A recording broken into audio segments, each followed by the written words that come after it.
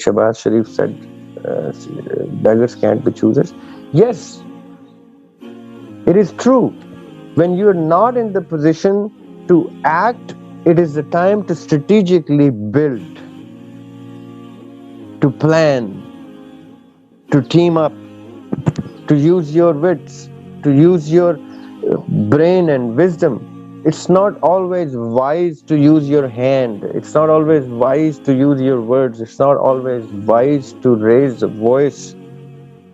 Sometimes you have to step back, analyze, investigate, and then see کہ کہاں پہ ایک ہلکا سا ٹچ کرنے سے کوئی سسٹم انسٹیگیٹ ہو جاتا ہے، اور کہاں پہ آپ اگر ایفرٹ کر رہے تھے تو وہ سسٹم الٹا مزید ڈسٹرپٹ ہو سکتا ہے.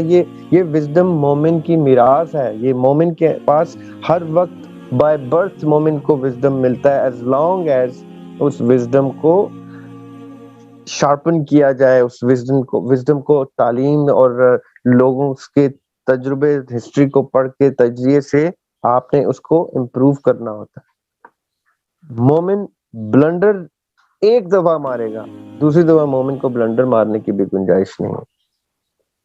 مومن ایک سراغ سے 2 دفعہ نہیں ڈسا جاتا.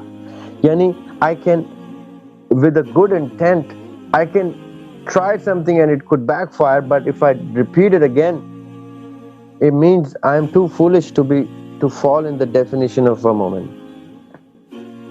مومن بھولا بھالا ہو سکتا ہے، سادہ ہو سکتا ہے، لیکن مومن اگر بیوقوفی کر رہا ہے تو وہ اپنے آپ کو ایمان کی ڈیفینیشن میں ہی نہیں، کچھ عرصے میں ڈیفینیشن سے ہی نکل جائے. تو before we fall out of the definition of مومن, we need to gear up, we need to team up, we need to unite here first.